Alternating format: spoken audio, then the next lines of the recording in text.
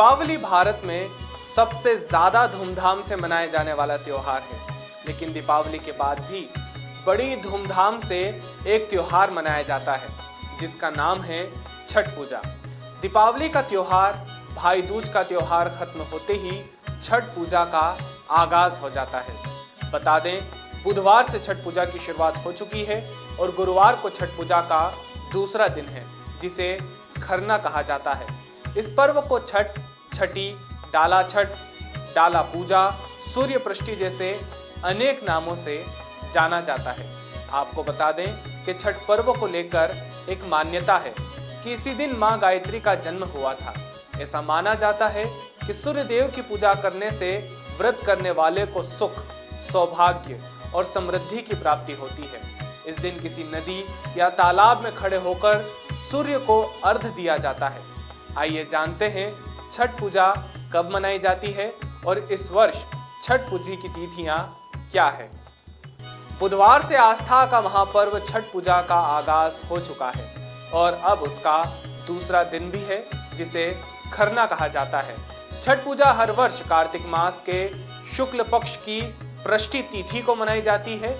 यह छठ पूजा का पहला दिन होता है और इस वर्ष छठ पूजा 20 नवंबर यानी कि शुक्रवार के दिन है। बता दें, छठ पूजा का प्रारंभ 2 दिन पूर्व चतुर्थी तिथि को नहाए खाए से होता है। फिर पंचमी को लोहंडा और खरना होता है जो कि छठ पूजा का दूसरा दिन कहलाता है। उसके बाद पृष्टि तिथि को छठ पूजा होती है जिसमें सूर्यदेव को शाम का अर्घ्य अर्पित किया जाता है। इसके बाद अगले दिन सप्तमी को सूर्योदय के समय में उगते हुए सूर्य को अर्घ्य देते हैं और फिर पारण करते व्रत को पूरा किया जाता है। बता दें, यह त्योहार एक साल में 2 बार मनाया जाता है। पहली बार चैत्र महीने में और दूसरी बार कार्तिक महीने में। हिंदू पंचांग के अनुसार चैत्र शुक्ल पक्ष की पृष्टि पर मनाए जाने वाले छठ त्योहार को चैती छठ कहा जाता है, जबकि कार्तिक शुक्ल पक्ष की पृष्टि पर मनाए जाने वाले इस त्योहार को कार्तिक छठ कहा जाता है। बता दें कि बिहार और उत्तर पूर्वी राज्यों में छठ पूजा बड़े ही धूमधाम से मनाई जाती है और उत्तर पूर्वी राज्यों में छठ पूजा का त्योहार काफी लोकप्रिय है। इस पर्व को लेकर लोग दीपावली से ही इसकी तैयारियां शुरू कर देते हैं। छठ पूजा शुरू होते ही महिलाएं सूर्य भगवान को अर्घ्य देकर छठ मैया की पूजा करती है।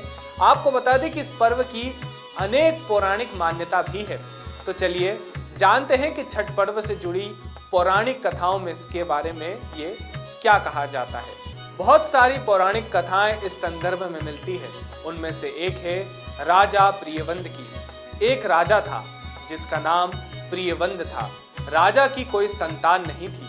संतान प्राप्ति के लिए राजा ने महर्षि कश्यप से यज्ञ करवाया और यज्ञ करने के बाद महर्षि ने प्रियवंद की पत्नी मालिनी को आहुति के लिए बनाई गई खीर प्रसाद के रूप में ग्रहण करने के लिए दी। ये खीर खाने से उन्हें पुत्र प्राप्ति हुई, लेकिन उनका पुत्र मरा हुआ पैदा हुआ।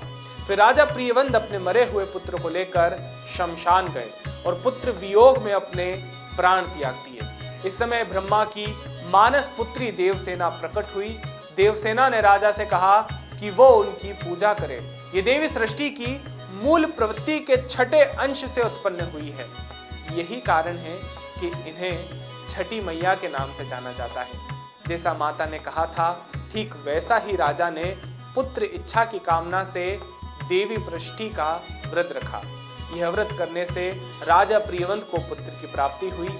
यही कारण है कि छठ पूजा संतान प्राप्ति और संतान के सुखी जीवन के लिए की जाती है। तो ये थी छठ पर्व की कथा।